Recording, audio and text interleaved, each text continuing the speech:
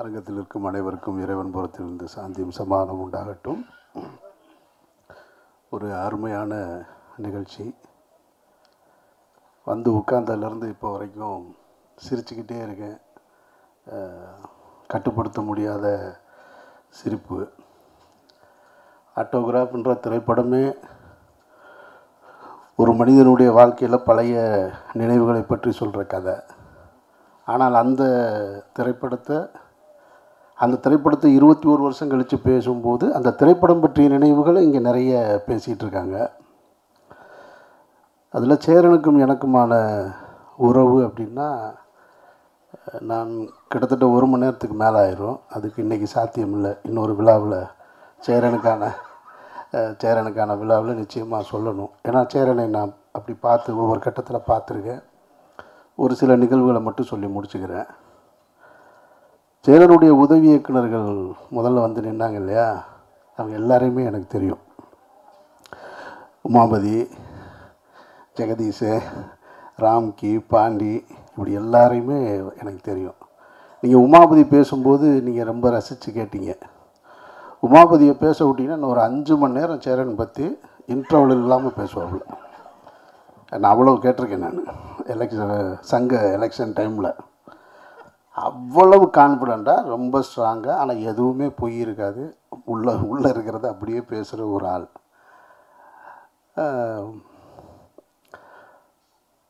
அவங்க எல்லாருமே வந்து சேரனை பற்றி நிறைய சொல்லும்போது, இவங்க நான் திரைக்கு வருவதற்கு முன்னால் ஒரு இயக்குனராக, ஒரு ஜெயிச்ச இயக்குனராக இருக்கார். அதில் குறிப்பாக இந்த படம் ஆட்டோகிராஃப் அவர் எடுத்துகிட்டு இருக்கும்போது நான் ராம் ஷூட் பண்ணிக்கிட்டு இருக்கேன் கொடைக்கானலில். அப்போ இடையில் ஒரு முறை வரும்போது ஆட்டோகிராஃபுடைய ஃபங்க்ஷன் நடக்குது. தேவி தேட்டருன்னு நினைக்கிறேன். தேவி தேட்டரா? சத்தியம் தேட்டரில் நடக்குது. அப்போது அந்த மேடையில் இசை வெளியீட்டு விழாவில் அன்றைக்கி இருந்த பத்திரிகையாளர்களுக்கு உங்களுக்கு தெரியும்னு நினைக்கிறேன். நான் ஆட்டோகிராஃபுன்னு சொல்லிவிட்டேன். நான் அவர் மேடையில் சேரன் பேசுனது இதுதான். ஆட்டோகிராஃபுன்னு சொல்லி கையெழுத்து போனேன். ஆனால் இந்த ஃபைனான்ஸ் சீட்டை எத்தனை கையெழுத்து போட்டேன்னு எனக்கு தெரியலை அப்படின்னு சொல்லி மேடையில் கண் கலங்குறாரு சேரன். அப்போது சேரன் எனக்கு முன்னாடி எனக்கு தெரியும், ஆனால் பழக்கம் இல்லை, நெருக்கமாக இல்லை. அப்போ சேரன் வெளியில் வந்த உடனே நான் நின்றுட்டுருக்கேன். சேரன்கிட்ட கேட்குறேன், நானே கடை வாங்கி படம் எடுத்துகிட்ருக்கேன். நான் 50,000 25,000 30,000 வாங்கி படம் எடுத்துக்கிட்டு இருந்த டைம். அந்த டைமில் சேரன்கிட்ட வந்து கேட்குறேன், நான் வேணால் ஒரு 1,00,000 ரெடி பண்ணி தரட்டுமா உங்களுக்கு அப்படின்னு. இல்லை அதெல்லாம் பார்த்துக்கலாம் அப்படின்ட்டார். ஸ்நேகன் தான் எனக்கு அறிமுகப்படுத்தி வச்சது. அப்போ ஸ்நேகன்ட்ட சொன்னோடனே இல்லை அதெல்லாம் பார்த்துக்கலாம், பண்ணிக்கலான்னார். அதுக்கப்புறம் சேரனை நான் பார்த்தது ஆட்டோகிராஃபுடைய வெற்றிக்கு பின்னாடி அலுவலகத்தில் அதை சந்தித்தேன். அதுக்கு பின்னாடி அந்த இயக்குநர்கள், உதவி இயக்குநர்கள் ஜெகதீஷ் உட்பட எல்லாருமே எங்கிட்ட நெருக்கமாயிட்டாங்க. இப்போ ஆரி தொடங்கி ஜெகதீஷ், உமாபதி, ராம்கி, பாண்டியராஜன் தன்னுடைய மெரினாவை பண்ணும்போது முதல்ல வந்து அந்த வணக்கம் வாழ வைக்கும் சென்னைன்னு ஒரு பாட்டு ஒன்று, ப்ரொமோ பாட்டு ஷூட் பண்ணுறதுக்கு என்கிட்ட வந்து என் வீட்டில் வந்து, ஆனால் நீங்கள் வந்து அது 2 ஷாட்டு நடித்து கொடுக்கணும் அப்படின்னாரு. அப்புறம் வீட்டுக்கு பக்கத்தில் வந்து ஒரு ஆட்டோவை எடுத்துகிட்டு அதை போய் எடுத்து அதை நடித்து கொடுத்துட்டு வந்தோம். இப்போ சேரனுக்கு என்னென்னா, அவருடைய உதவி இயக்குநர்கள் பூராமே என்னோடு பழகிக்கிட்டே இருக்காங்க. அதில் கொஞ்சம் டென்ஷன் ஆவார் அவர். இந்த ஆரம்பிச்சிட்டாப்பில் பாருங்க உமாபதி. ஏன்னா அந்த கதை பூரா அவருக்கு தெரியும். ஸ்நேகனும் என்கிட்ட வந்துட்டாப்புல, ஆரியும் வந்துட்டாப்புல. அங்கே போனாலே என்ன பூரா அங்கே போயிட்டீங்க, என்ன அங்கே எல்லாருமே அங்கே இருக்கீங்க அப்படின்னு கேட்டுகிட்டே இருப்பார் சேரன். அதில் பாதி உதவி இயக்குநர்கள் அவர் வெளியில் போனதுக்கு காரணம் வந்து, ஒவ்வொரு படத்தில் ஏதாவது ஒரு ஹீரோயினாக இருக்கும். நீங்கள் உடனே தப்பாக எடுத்துக்காங்க. ஏதாவது ஒரு பிரச்சனை இருக்கும். யார் கேட்டாலும் ஒரு கதை சொல்லிக்கிட்டே இருப்பாங்க. ராமன் தேடிய சீதையில் ஜெகனுக்கு ஒரு கதை இருக்கும். அவன் சொல்லுவான் என்கிட்ட, அண்ணன் என்ன நடந்துச்சு தெரியுமா அப்படின்னு. என்ன எல்லா கதையும் இங்கே வந்து இறக்கி வச்சுட்டு போகிறீங்க. அவர் எப்போ பார்த்தாலும் என்னை கோச்சிக்கிடுவார். ஸ்நேகன் அங்கே போனால் என்ன அங்கே போய்ட்டு தான் இங்கே வர்றீங்களான்னு கேட்பாருன்னு. சேரன் பொதுவாக வந்து பெண்களை நல்லா பார்த்துப்பார். அதில் வந்து எந்த டவுட்டும் கிடையாது. நீங்கள் இப்போ கூட கவனிச்சிங்கன்னா ஸ்நேகா மேடத்துக்கு அவர் தான் தண்ணி பாட்டு எடுத்து திறந்து கொடுத்தாரு. அதான் நான் தப்பு. ஐயோ நீங்கள் நான் அடுத்து முடிச்சிடுறேன். ஏன்னு சொல்கிறேன், இந்த குற்றச்சாட்டு அவர்கிட்ட அவங்க உதவி இயக்குநர்கிட்ட இருந்துக்கிட்டே இருக்கும். ஆனால் நான் அதுக்கு காரணம் என்ன நினைக்கிறேன்னா, சேரன் நிறைய அக்கா தங்கச்சிகளோட அதிகம் பழகின ஒரு ஆள். அவர் வந்து நிறைய உறவுகள் வந்து அண்ணன் தம்பி அதிகம் கிடையாது. அவங்க வீட்டு உறவுகள் அக்கா தங்கச்சிகளோட அதிகம் பழகினது. அந்த உணர்வு எப்பயுமே சேரன்கிட்ட இருந்துக்கிட்டே இருக்கும். அது நான் சேரனோட பழகும்போது தான் என்னால் அதை புரிஞ்சுக்க முடிஞ்சது. அப்போ இவங்க எல்லாருமே வேற ஒன்று நினச்சிட்டாங்க அப்படின்னு. அதனால் ரொம்ப உன்னிப்பாக கவனித்து பார்த்துட்ருப்பார். அதுதான் சேரனுடைய மனநிலை. அதுக்கப்புறம் சேரனை பற்றி இந்த ஆட்டோகிராஃபு அதான் சொல்லலாம், எங்கே தொடங்கி எங்கே போகிறதுனே தெரியல. அவ்வளவு இருக்குது எனக்கும் சேரனுக்குமான உறவு. இந்த படம் பற்றின நினைவுகள் முடிச்சிடுறேன் நான். ஏன்னா எனக்கு ஒன்றும் புரியலை. எதையாவது ஒன்று சொல்லிடுவோமோன்னு வர பதட்டமாக இருக்கு.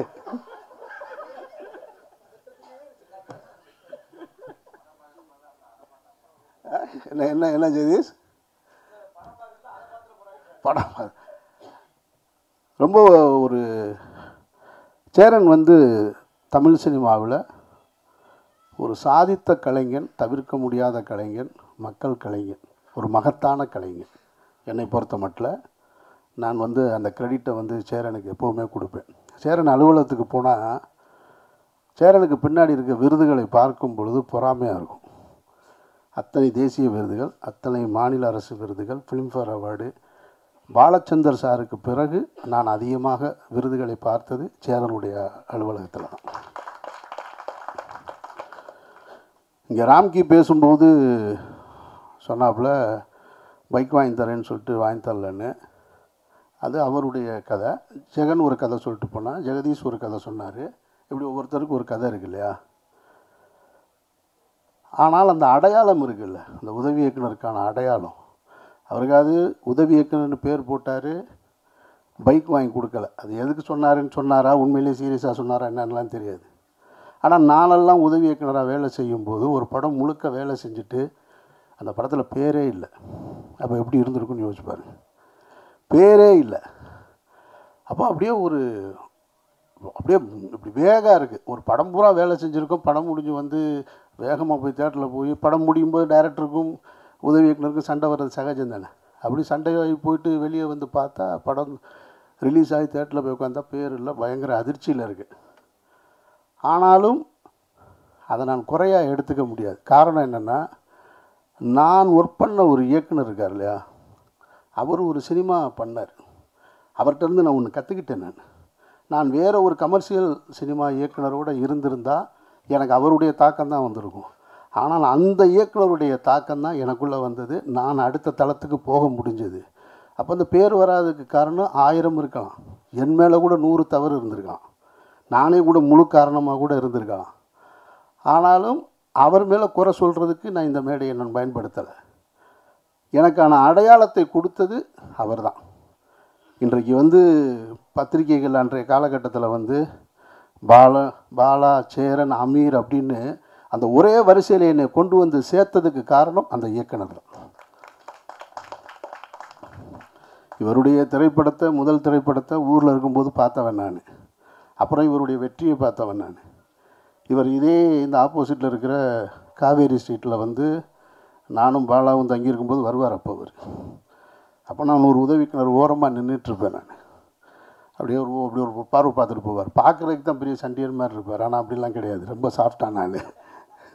ஆனால் லுக்கு மட்டும் அந்த கிராஸ் பாயிண்டில் கையை விடுறது மட்டும் எப்பயுமே அப்போ இருந்து இப்போ வரைக்கும் அப்படியே தான் வச்சுருப்பார். ஒரு நம்ம சரி பெரிய டேரக்டருக்கு 2 டேரக்டருக்கு பேசுகிறாங்க. நான் வெளியே நின்று தம்மு போட்டு ஒரு ஓரமாக நின்றுட்டுருப்பேன். அவர் கேட்பார், என்ன ஒரு ஆள் அப்படியே நின்றுட்டே இருக்காப்புல அப்படிம்பார். அப்புறம் அவர் போய் வண்டி ஏற்றி விடுறது, இந்த வேலையெல்லாம் பார்த்துருக்கேன் நான். இவர் இப்படி ஒவ்வொரு காலகட்டத்தில் நான் பார்த்து வளர்ந்துருக்கேன் சேரனை நான். அப்போ இவங்களோட சேர்த்து இன்றைக்கி நிப்பாட்டுற இடம் இருக்கு இல்லையா, அதுக்கு காரணம் வந்து நம்ம வேலை செஞ்ச இயக்குனர்கள் தான். அதனால் அங்கே என்ன குறை இருந்தாலும் அது ஒரு தகப்பன் தன்னுடைய பிள்ளையை தேர்த்துவதற்காக செய்கிற முயற்சியாக தான் நான் பார்க்குறேன். அப்படித்தான் நானும் பார்க்குறேன். அப்படித்தான் அவருடைய உதவி இயக்குனர்களும் பார்த்துருப்பாங்கன்னு நினைக்கிறேன்.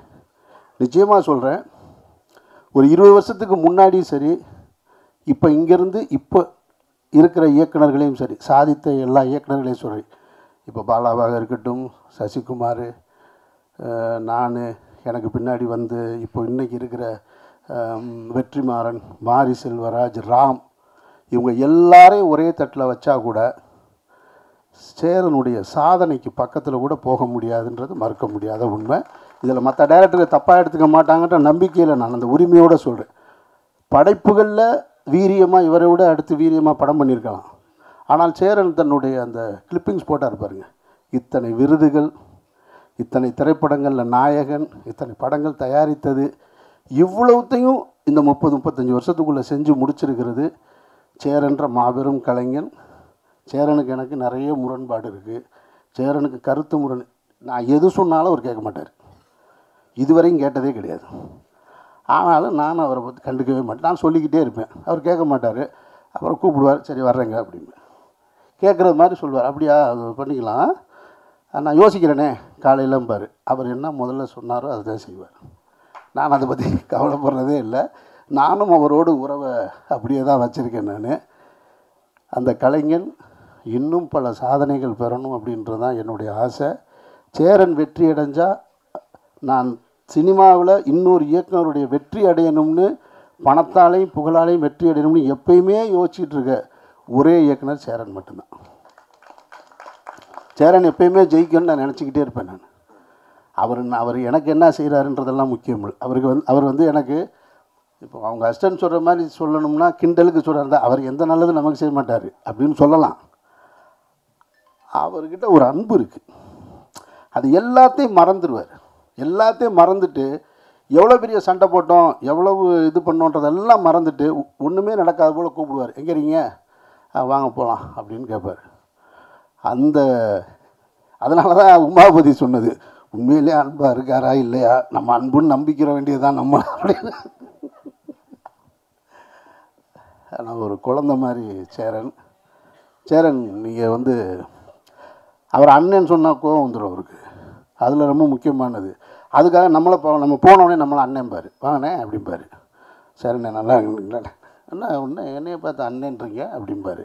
அவர் இன்னமும் இளமையாக தன்னை மனசுக்குள்ளே வச்சுக்கிடுவார். அதுக்கான வேலைகள் செஞ்சுட்டே இருப்பார் அவர். வேறு என்ன சொல்கிறதுங்க உங்களை பற்றி, இந்த படத்தை பற்றி என்ன சொல்கிறது. இப்படி ஒரு படம் யாரும் எடுக்க முடியாது. இந்த படம் தான் இப்படி, இந்த படம் மாதிரி யாரும் ஒருத்தர் எடுக்கவே முடியாது. இப்போது பருத்தி வீரன் மாதிரி ஒரு படம் அல்லது வேறு படங்கள் ஏன்னா இன்னொரு இயக்குனர் படத்தை நான் சொல்ல முடியுமான்னு தெரில, அதுபோல் ஒரு படங்களை வாழ்வியலை எடுத்துடலாம்.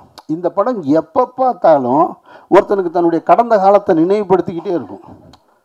அப்படி ஒரு படைப்பு அது. நான் மதுரை அபிராமி தேட்டரில் தான் இந்த படம் பார்த்தேன். ராம் ஷெட்யூல் முடிச்சுட்டு வந்து பார்த்தேன். நான் பார்த்துட்டு பிரமிச்சு போயிட்டேன். நான் இப்படி ஒரு படத்தை எப்படி எடுக்க முடியும். நீங்கள் உங்களுக்கு நினைவு இருக்குமான்னு தெரில, இந்த படம் தான் இன்னொரு வருஷனாக பிரேமம்னு வந்தது. மலையாளத்தில் வந்த பிரேமம் பார்த்தீங்கன்னாக்கும் அது ஆட்டோகிராஃப் தான். அது இப்பவும் நீங்கள் இந்த படத்தை இப்போ இருக்கிற ஜென்சிக்கு தகுந்த மாதிரி மாற்றி எடுத்தால் ஒரு சில்வர் ஜூப்ளி படமாக மாறும். அவ்வளவு கண்டென்ட் உள்ள ஒரு படம். அதனால் இந்த படம் சேரனுக்கு மீண்டும் ஒரு மாபெரும் வெற்றி பொருளாதார ரீதியாக கொடுக்கணும். இந்த தலைமுறைக்கு சேரன் என்ற இயக்குனர் ஒரு மகத்தான கலைஞன் தமிழ் சினிமாவில் வாழ்ந்துக்கிட்டு இருக்கான் அப்படின்றத இந்த படம் கொண்டு போய் சேர்க்கணும் அப்படின்ற அந்த பிரார்த்தனையோடு விடைபெறுகிறேன். நன்றி. மன்னிக்கணும், ரொம்ப லேட் ஆயிடுச்சு, ரொம்ப நேரம் எடுத்துக்க முடியாது. ஸோ இது ஆட்டோகிராஃப் 21 வருஷம் கழித்து அந்த படம் ரிலீஸ் ஆகுதுன்றத டாப்பிக்கை கடந்து சேரனை பற்றிய பாராட்டுரையாகவும் சேரனை பற்றிய விமர்சன மேடையாகவும் இது மாறிவிட்டது. அது வரத்தான் செய்யும், அப்படி தான் இருக்கும். நம்ம இத்தனை வருஷம் கடந்ததில் எல்லா மனிதர்களையும் பார்த்துருக்கோம், எல்லா நல்லவர்களையும் பார்த்துருக்கோம், எல்லா தீய காரணங்களையும் பார்த்துருக்கோம், எல்லா பிரச்சனைகளையும் பார்த்துருக்கோம், எல்லாத்தையும் கடந்து வந்திருக்கோம். அதுதான் இந்த படம் சொல்லுது. உன்னை கடந்து போகிறதுக்கு அடுத்தடுத்து நீ நிறையா புதிய விஷயங்களை பார்த்துக்கிட்டே இருப்ப. அதனால் எல்லா விஷயங்களையும் நீ எப்படி இருக்கியோ அப்படியே கடந்து போ. அதுதான் எனக்கு கற்றுக் கொடுத்தது லைஃப். நான் இப்போ என்னோடய உதவியாளர்கள் சொன்னதாக இருக்கட்டும், இல்லை அமீர் சார் பேசினதாக இருக்கட்டும், இல்லை நண்பர்கள் பேசினதாக இருக்கட்டும், மில்டன் பேசினதாக இருக்கட்டும், இப்போ எல்லாரோடையுமே எனக்கு கருத்து வேறுபாடு இருந்திருக்கு, எல்லாரோடையுமே நான் சண்டை போட்டிருக்கேன், எல்லாரோடையும் எனக்கு பிரச்சனைகள் இருந்திருக்கு. ஆனால் என் மேடையில் அவங்க எல்லோரும் உட்காந்துருக்காங்க. அவ்வளோதான். இதில் விளக்கம் சொல்கிறதுக்கு எதுவுமே கிடையாது. நான் எப்படி பார்க்குறேன்னா, அது அவங்களால உணர முடியாது. நான் ஏன்னா அவங்களோட ரொம்ப வேறு மாதிரி வாழ்ந்துட்டேன் என்னோடய வாழ்க்கை. தெரியல, என் வீட்டில் சோறு இல்லைனாலும் என் வீட்டுக்கு அசிஸ்டன்ட் வந்துட்டாங்கன்னா அவங்கள சாப்பிட வச்சுட்டு நானும் என்னோடய ஒய்ஃபும் பட்னியாக படுத்துருக்கோம். ஸோ அதனால் வந்து வேணும்னு யாருக்கு எந்த தவறையும் செஞ்சதில்லை, வேணும்னு யாருக்கு எதையும் கொடுக்காமல் விட்டதில்லை. என்கிட்ட இருக்கும்போது கொடுத்துருக்கேன். இல்லாதப்போ நான் இல்லைன்னு தானே சொல்ல முடியும். இல்லாதப்போ நான் என்ன பண்ண முடியும்? ஆனால் இந்த சுதந்திரத்தை நான் அவங்களுக்கு கொடுத்துருக்கேன். இத்தனை வருஷம் பத்திரிகை நண்பர்கள்லேருந்து, ஊடக நண்பர்கள்லேருந்து, இயக்குநர்கள்லேருந்து, நடிகர்கள்லேருந்து எவ்வளவோ மேடைகள் பார்த்துருப்பீங்க. எந்த மேடையாவது ஒரு இயக்குனரை விமர்சனம் பண்ண உதவி இயக்குநர்களை பார்த்ததுண்டா? கிடையாது. ஆனால் நான் இப்போவும் அதை கொடுத்துருக்கேன். இன்னமும் நான் அவங்களோட பேசுவேன், இன்னமும் கூட கட்டி தழுவி போவேன். ஏன்னா அப்பனுக்கு தெரியும் பிள்ளைங்களோட குணம் என்னன்னு. அவ்வளோதான். எங்கள் அப்பா என்னை எப்படி வளர்த்தவரோ அது மாதிரி நான் அவங்கள வளர்த்துருக்கேன். அவங்களுக்கு எல்லா உரிமையும் இருக்குது. புரிதல் தாமதமாக தான் வரும். இயக்குனர் ஆகும்போதும், இயக்குனர் ஆனதுக்கு அப்புறமும், பிள்ளை குட்டிகள் பெற்று போட்டதுக்கு அப்புறமும். இப்போ பாண்டியன் சொன்னார்ல, என் அசிஸ்டண்ட்டு நான் டைரக்டர் ஆகும்போது தான் அது புரிஞ்சிச்சுன்னு. அதனால் உமாபதிக்கோ ராமகிருஷ்ணனுக்கும் இன்னது கொஞ்சம் லேட்டாக கூட புரியலாம். அவ்வளோதான். ஸோ வந்து இருந்த உங்களோட அன்பு எனக்கு மகத்தானது. ஏன்னா அன்னையிலேருந்து இப்போ வரைக்கும் என்னுடைய படங்களாக பார்த்துக்கிட்டு இருக்கீங்க. என்னை மனுஷனாக பார்க்குறது இல்லை. இங்கே யாரும் அது பார்க்க வேண்டிய அவசியமும் கிடையாது. அவங்கள பாதுகாத்துக்கிறதுக்கு அவங்களுக்கு தெரியணும். அவங்கள இன்னொருத்த பாதுகாக்கன்ற கட்டாயம் கிடையாது. நான் வந்து இங்கே இருக்க யாரையுமே பாதுகாத்துட முடியாது. நான் என்னை தான் பாதுகாத்துக்க முடியும். ஸோ நீங்கள் இந்த திரைப்படம் 21 வருஷங்களுக்கு அப்புறம் இந்த ஜென்ரேஷனுக்கு போய் சேர்றதுக்காக என்ன பண்ணியிருக்கோம்? இந்த படத்தில் என்ன இருக்குது? இந்த படம் அவங்களுக்கு என்ன சொல்லும்? நான் அப்படி தான் படம் எடுப்பேன். படம் எடுக்கும் பொழுது வியாபார நோக்கம் மட்டும் எடுத்திருந்தால் நான் வந்து என்றைக்கோ காணாமல் போயிருந்திருப்பேன். பெரிய வெற்றியை கொடுத்துருப்பேன். 5 படம் பெரிய ஹீரோவோட ஒர்க் பண்ணியிருப்பேன். அப்புறம் காணாமல் போயிருப்பேன். ஆனால் இன்னமும் என்னுடைய படம் எங்கேயோ ஒரு இடத்துல, என்னோடய சமூகத்தில், என்னோடய பக்கத்தில் யாரையோ ஒருத்தனை இந்த படம் கையை பிடிச்சி கூட்டி போய் ஒரு கரையை சேர்த்து விட்டுருச்சுன்னா அது என்னோடய வெற்றி. அப்படி தான் நான் ஒவ்வொரு படத்தையும் உருவாக்கியிருக்கேன். இந்த படம் கூட அதுதான். நீ எந்த தோல்வியாக இருந்தாலும் கடக்கலாம். காதல்ன்றது நான் எடுத்துக்கிட்ட ஒரு ஆயுதம். இந்த படம் வந்து எந்த தோல்வியாக இருந்தாலும் கடக்கும் மனநிலை ஒவ்வொரு மனிதனுக்கும் இருக்குது. நீ எங்கேயுமே சோர்ந்து போயிடாத அப்படின்னு சொல்கிறது தான் அது. அதுதான் எனக்கே பாடமாக போச்சு. ஒவ்வொரு பூக்களுமே பாட்டால் நான் நிறையா வாட்டி பாடியிருக்கேன். ஸ்னேகா நிறையா வாட்டி பாடியிருக்கோம். அமீர் நிறையா வாட்டி பாடிப்பார். ஸ்னேகா நிறையா வாட்டி பாடிப்பார். அவங்களுக்கு அது வந்து போகும். தோல்வி எல்லா மனிதனுக்கும் இருக்கும். அதை தாண்டி ஜெயிக்கும் போது இல்லை நமக்கு ஒரு சந்தோஷம், நமக்கு ஒரு அகம்பாவம், நமக்கு ஒரு திமிரும், நமக்கு ஒரு அப்படி எல்லாரையும் இப்படி பார்க்குற தன்மை இருக்குல்ல, அதுதான் நம்மளோட உழைப்புக்கு நம்ம கிடைக்கிற அங்கீகாரம். அதை இந்த படம் பார்க்கும்போது ஒவ்வொருத்தருக்கும் கொடுக்கும். அதை தாண்டி நான் ஒன்று இந்த படத்தை வந்து இப்போ ரிலீஸ் பண்ணுறதுனால ஒன்றும் சாதிச்சிட போகிறதில்ல. இது எதுக்கு திரும்ப பார்க்குறவங்களுக்கு இன்னொரு, ஏன்னா இன்றைக்கி ஜென்ரேஷன் எப்படி இருக்குன்னு நமக்கு தெரியும். அந்த ஜென்ரேஷனுக்கு எங்கேயோ ஒரு இடத்துல இதை படத்தை பார்த்துச்சுன்னா அவங்களுக்கு வேறு ஒரு யோசனை தோணும். அவ்வளோதான். நம்ம விதைச்சிக்க மட்டும்தான் முடியும். நீங்கள் அதை உருவாக்கி அறுவடை பண்ணி பழத்தை கொண்டு போய் வீட்டில் சாப்பிட்டு கொட்டை போட முடியாது. நீங்கள் விதைக்க மட்டும்தான் முடியும். மழை பெய்யணும், மக்கள் பாதுகாக்கணும், அப்போ தான் அவங்க மாறுவாங்க. ஸோ அதனால் அது ஆட்டோகிராஃபோட ரிலீஸோட தாற்பயம் இப்போ திருப்பி 21 இயர்ஸ் லேட்டர் பண்ணுறதுக்கு காரணம் அது அதற்கு தகுதியானதாக நான் நினைக்கிறேன். அவ்வளோதான். அதே மாதிரி இந்த படத்தில் வேலையை பார்த்த அத்தனை பேரும் இன்றைக்கி எனக்காக வந்திருக்கீங்க, எனக்காக உட்காந்துருக்கீங்க, நீங்கள் எல்லாத்தையும் ஷேர் பண்ணியிருக்கீங்க. இதை தாண்டி நான் ஏன் இவங்களெல்லாம் கூப்பிடணும்? ஏன் இவங்களெல்லாம் திரும்ப திரும்ப ஒர்க் பண்ணணும்? ஏன் வந்து நான் ஒருத்தரோட சண்டை போட்டோம், அடுத்த வாட்டி விஜய் மில்டன் சொன்னார். விஜய் மில்டனோட முதல் படத்தில் நாங்கள் 2 பேரும் அவரோட கவிதை புத்தகத்தில் சந்தித்தேன். அப்புறம் அவரோட நான் பேசினேன். அப்புறம் அவரோட படம் பண்ணேன். அப்புறம் அவரோட பிரச்சனை வந்துச்சு. அப்புறம் அவரோட படம் கொடுத்தேன் அவருக்கு. அவர் ஒரு படம் டைரக்ட் பண்ணார். அப்புறம் அவர் கூப்பிட்ட படத்தில் போய் நான் நடித்தேன். என்னன்னா, மனிதனை மனிதனாக பார், அவனை அவனாகவே பார், அவனுக்கிட்ட இருக்க தப்பை திருத்த நீ நினைக்காத, அவனை அப்படியே ரசி, நீ அழகானவன். ரைட்? நான் வந்து இன்னொருத்தனை போய் திருத்தி உன் தப்பை சொல்லி நீ இப்படி மாறுன்னு சொல்லி உனக்கு அட்வைஸ் பண்ணி எனக்கு தேவையில்லை. எனக்கு மில்டன் நாளைக்கு திருப்பி கூப்பிட்டாலும் நான் மறுபடியும் போய் நடிப்பேன். அமீர் திருப்பி கூப்பிட்டாலும் நடிப்பேன். நான் ராமகிருஷ்ணன் படம் பண்ணி என் படத்தில் நடிங்கன்னா நடிப்பேன். அவ்வளோதான். அப்படி தான் நான் இந்த உலகத்தை அழகானதாக பார்க்க கற்றுக்கொண்டேன். அமீர் சொன்ன ஒரு விஷயம் கரெக்டு. நான் பெண்களோடையே பிறந்து வளர்ந்தவன். எனக்கு அம்மா, என் தங்கச்சிங்க, என்னுடைய ஆசிரியர், என்னுடைய சித்தி மகள், நான் பழகிய தோழிகள் என்னை அப்படி பக்குவப்படுத்தியிருக்காங்க. நான் பெண்கள்கிட்ட அன்பு தான் காட்ட முடியும். அது உங்கள் கண்ணுக்கு அன்பாக தெரியலன்னா அது ஏன் பிரச்சனை இல்லை. ரைட்? நான் காண்பிப்பது என்னோட அன்பு. அது என்ன என்று உணரப்போவது பக்கத்தில் இருக்கிற அந்த பெண்ணே ஒழிய எதிரில் இருக்கிற ஒருத்தனும் கடந்து போகிற ஒருத்தனை எப்படி உணர முடியும்? அதைத்தான் ஸ்னேகா அழகாக சொன்னாங்க. இன்னைக்கு வரைக்கும் அந்த நட்பை நான் தொடர முடியுது. காரணம்னா அந்த கண்ணியம். எந்த இடத்துல நான் அவங்கள தோழியாக பார்த்தேன், எந்த இடத்துல அவங்க எனக்கு இந்த இந்த பெண்ணோட மனம் ரொம்ப அற்புதமானது. இது எந்த விஷயத்துக்காக கண்ணீரை ஒரு இருட்டுக்குள்ளே உட்காந்து கண்ணீர் வெளியே வருது அப்படின்னா அழகானது. அப்படி தான் நான் அவங்கள பார்க்கணும். அது இன்னைக்கு வரைக்கும் நான் அவங்களுக்கு அந்த சுதந்திரம் கொடுத்துருக்கேன். என்னை கூப்பிட்டு எந்த பிரச்சனையும் பேச முடியும். இன்னும் சொல்ல போனால் அவங்கள திருமணம் நிச்சயிக்கப்பட்டதுக்கு நான் முக்கிய காரணம். பிரசன்னா என்னோட முக்கியமான நண்பர். அவர் என்னை ரொம்ப மதிக்கக்கூடிய, நான் எப்போ எந்த விஷயத்துக்கு கூப்பிட்டாலும் பண்ணக்கூடியவர். இவங்க என்னோட நண்பர். ஆனால் இவங்களுக்குள்ள ஒரு திருமணம் தள்ளி போய்கிட்டே இருக்குது. அப்போ நான் சொன்னேன், பிரச்சனைகளை காரணம் காமிச்சு உங்களுடைய திருமணத்தை தள்ளி போடாதீங்க, அதுவே பிரச்சனையாயிரும். முதல்ல கல்யாணத்தை பண்ணுங்க, அப்புறம் என்ன பிரச்சனை இருந்தாலும் பார்த்துக்கலாம்னு. அப்படி தான் திருமணம் நடந்துச்சு. ஸோ நான் என்னை சுற்றி இருப்பவங்க நல்லது நினைக்கிறேன். அது நல்லதாக தெரியலைன்னா அது ஏன் பிரச்சனை இல்லை, அது அவங்க பிரச்சனை. ரைட். அப்புறம் இந்த ஊடக நண்பர்கள் எல்லாருக்கும் நான் சொல்லிக்கிறது, இப்போது இந்த ஆட்டோகிராஃப் வந்தப்போ உங்களுடைய அர்ப்பணிப்பு ஒரு திரைக்கதையை, ஒரு திரைப்படத்தை விமர்சிக்கிறதுல, ஒரு திரைப்படத்தை கொண்டாடுறதுல, அது இன்னைக்கு வியாபார சூழலாக மாறினதுக்கப்புறம் மாறிட்டு தான் நான் நினைக்கிறேன். அதுக்குள்ளே ஒரு உண்மைத்தன்மையை, ஒரு ஒரு ஒரு ஒரு நல்ல திரைப்படத்தை கொண்டு போய் மக்களை எப்படியா, நீங்கள் நம்ப மாட்டீங்க, 2 நாள் கூட்டம் இல்லை, 3ஆவது நாள் திரைப்படத்தை பற்றின விமர்சனங்கள் எல்லா பத்திரிகையிலும் வரும்பொழுது கூட்டம் கூடிச்சு. அந்த திரைப்படத்தை கொண்டாடினாங்க. தவமாய் தவம் இருந்த 57 மார்க்கு ஆனந்த விடனில் போட்டதுக்கு அப்புறமும் ராம்ஜி சார் 4 பக்கம் விமர்சனம் அப்படி பெருசாக போடுறாரு.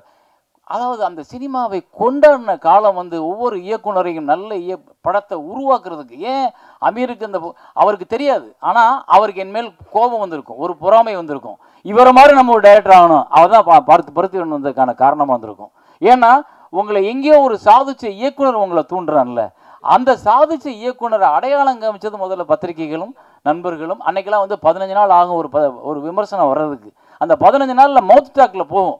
ஆனால் அந்த விமர்சனம் வந்ததுக்கப்புறம் அப்படி பற்றிக்கிறோம். முதல் மரியாதையில் ஒரு வாரத்தில் ஒன்றுமில்லை என்ன படம் 175 days அடித்து கொண்டாடப்பட்டது காரணம் பத்திரிகைகள். பத்திரிகைகள் முதல்ல நடுநிலையான, நல்ல தர்மமான, நேர்மையான சிந்தனைகளோட முதல்ல விமர்சனங்களும் எல்லா இதுக்கு இருந்தது. இன்றைக்கி அது எங்கேயோ எப்படியாவது அப்படின்னு ஒரு இன்னைக்கு ஆன்லைன் எடுத்துக்கிட்டு அவ்வளவு மார்க்கெட்டிங், எல்லாமே மார்க்கெட்டிங்காக போனோன்னே மனிதத்தை நம்ம இழந்து விட்டோமோன்னு தோணுது. அந்த மனிதத்தை திருப்பி மீட் எடுக்கிறதுக்கு நீங்கள் எல்லாருமே சப்போர்ட் பண்ணணும். மற்றபடி இந்த படத்தில் என்ன சொல்கிறது, எல்லாருக்கும் என்னோட நன்றி. இது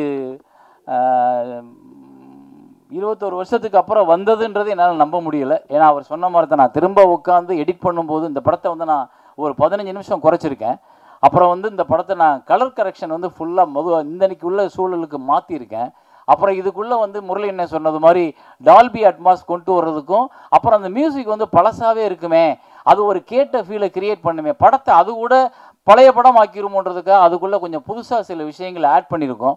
ஸோ நான் பார்வையாளர்களை எங்கேயும் ஏமாற்ற நினைக்கல. பார்த்த படம் தானே, போட்டால் ஓடிடும், காசு வாங்கிக்கலாம், ஒரு 10 லட்ச ரூபா வந்தால் லாபம் அப்படின்னு நினச்சிடல. நான் ஒரு 50 லட்சத்தை செலவழித்து உங்களுக்கு நான் அதை எந்த விதத்துலையும் தொழிலில் ஏமாத்துறவனாக இருக்காமல் உண்மையானவனாக கொடுக்கறதுக்கு ஒரு படத்தை ட்ரை பண்ணியிருக்கேன். ஸோ அதை நீங்கள் பார்க்கணும், மக்கள்கிட்ட கொண்டு போய் சேர்க்கணும். நன்றி எல்லாருக்கும். ரொம்ப காலதாமதம் ஆயிடுச்சு, மன்னிச்சுக்கோங்க எல்லாரும். ஏன்னா அது ஆரம்பிக்கும் போதே காலதாமதமாச்சு. கடைசியாக இவ்வளவு நேரம் ஆனதுக்கு உங்கள் எல்லாத்தையும் நான் மன்னிப்பு கேட்டுக்கிறேன்.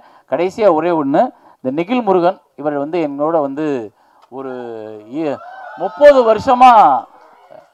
வருஷமாக என்னை இப்போ எல்லாரும் சொன்னாங்கல்ல, இவர் என்னோட 30 வருஷமாக பழக்கம். அதாவது வாழு என்ன போட்டீங்க, உங்களால் நான் உங்களுக்காக நான், இது ஜெயலலிதா அம்மா சொல்லலை, இவர் தான் சொன்னார்.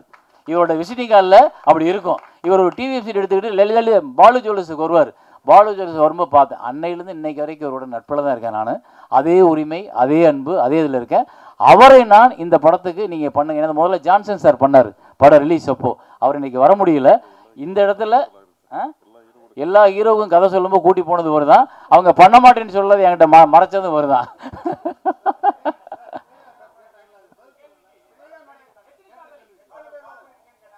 அதுக்கு ஒரு நாள் ஃபுல்லாக பிரசாத்தை புக் பண்ணுவோம், அன்னைக்கு நம்ம பேசுவோம். அப்போ நிறையா இருக்கு, நான் அவங்களையும் வர சொல்கிறேன் எல்லாத்தையும். எனக்கு ஒன்றும் இல்லை, நான் யார் கூடயும் சண்டை போடல, அவங்க எல்லாரும் நான் கூப்பிட்டா வருவாங்க, எல்லாரும் இருக்காங்க. அப்புறம் இந்த இடம் 2 விஷயத்தில் முக்கியமானது, அதை நான் ஞாபகப்படுத்த ஒரே ஒரு 2 நிமிஷம்.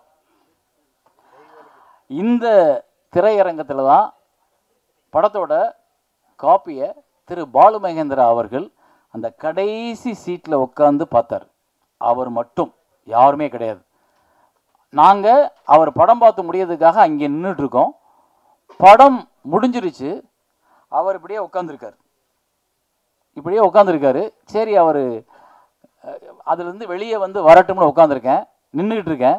அவர் அப்படியே உட்காந்துருக்காரு, அசைவே இல்லை, அப்படியே உட்காந்துருக்காரு. 10 நிமிஷம் ஆச்சு. 10 நிமிஷம் கழிச்சு நான் மெதுவாக அப்படி நடந்து இந்த இடத்துல வந்து நிற்கிறேன். அசைவு இல்லை. எனக்கு கொஞ்சம் பயமும் வந்துச்சு. அவரோட உடல் நலம் கருதி, அவருடைய வயது கருதி ஒரு சின்ன பயம் கூட வந்துச்சு. அப்புறம் நான் மெதுவாக 4 சீட்டுக்கிட்ட பின்ன சார் அப்படின்றேன். அப்படின்னு நிமிந்தார். அப்படின்னு கூப்பிட்டார். கையை பக்கத்தில் போய் உட்காந்தேன். அப்படி கை மேலே பிடிச்ச அவர் ஒரு இறுக்கி பிடிப்பார். அந்த இறுக்கி பிடிச்சார். அந்த படம் ரிலீஸ் ஆகலை. படத்தை யாருமே பார்த்ததில்லை அது வரைக்கும். அவர் தான் ஃபஸ்ட்டு பார்க்குறாரு. உன்னை இந்த தமிழக மக்கள் தலைமையில தூக்கி வச்சு கொண்டாட போகிறாங்க அப்படின்னு சொல்லி இந்த உச்சி மண்டையில் எனக்கு முத்தம் கொடுத்தார். அந்த இடம் இது. அது இப்போ எனக்கு ஞாபகம் வந்தது. அந்த மனிதனை நான் வணங்கணும்னு நினைக்கிறேன். நன்றி, வணக்கம். பத்திரிகை நண்பர்களையும் ஆட்டோகிராஃப் கூட கிராஸ் அண்ட் காஸ்ட் அண்ட் க்ரூஸை மீட் பண்ணுறதுக்கு ரொம்ப ரொம்ப சந்தோஷமாக இருக்குது. இத்தனை வருஷத்துக்கு அப்புறம் ரொம்ப மகிழ்ச்சியாக இருக்குது. அதுவும் 21 வருஷத்துக்கு அப்புறம் ரீரிலீஸ் ஆகுது. நிறைய பேசிட்டாங்க இந்த படத்தை பற்றி, எக்ஸ்பீரியன்ஸ் பற்றி. இது கண்டிப்பாக ஹிட் ஆகும். ஏன்னா இந்த ட்ரெய்லர் பார்க்கும்போதே புதுசாக இருந்தது. அதுவும் சொல்லியிருந்தார். எங்களை வந்து அந்த அந்த இடத்துக்கு கொண்டு போயிருந்தார். ஒருத்தவங்களும் கனெக்ட் பண்ணக்கூடிய ஒரு படம். எங்கள் அப்பா வந்து ரீரிலீஸ் ஆகுதுன்னு சொன்ன உடனே, அப்படியாம்மா என்னை கூப்பிட்டு போய் படம் காமிக்கிறியா, நான் போய் பார்க்கணுன்னு ஆசைப்பட்றேன். அந்த மாதிரி எல்லாருக்கும் கனெக்ட் பண்ண வரக்கூடிய ஒரு படம். கண்டிப்பாக சேரன் சார் நெக்ஸ்ட்டு பேசுவார். பேசும்போது நான் கேட்குற ஒரே ஒரு கேள்விக்கு மட்டும் பதில் சொல்லுங்க.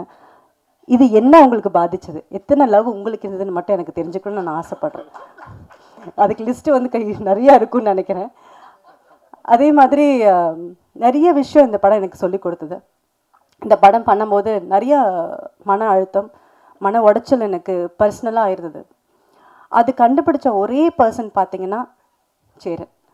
ஆட்டோகிராஃப் சாங்ஸ் ஷூட் பண்ணிகிட்ருக்கோம். ஷூட் பண்ணிகிட்டு இருக்கும்போது ரொம்ப ரொம்ப மன கஷ்டத்தில் இருந்தேன். யாருக்குமே தெரியாது. நான் வெளியே ரொம்ப சிரிச்சிட்ருப்பேன், யாருக்குமே தெரியாது. நான் வந்து லைட் பண்ணிகிட்டு இருக்காங்க இந்த ஒவ்வொரு புக்லையும். அப்போது கார்னரில் உட்காந்துருந்தேன். உட்காந்தோடனே அப்போ அவருக்கு என்ன தோணுச்சுன்னு தெரில, பக்கத்தில் வந்து உட்காந்தார். என்ன பிரச்சனை உனக்கு அப்படின்னு கேட்டார். இல்லைப்பா ஒன்றும் இல்லைப்பா.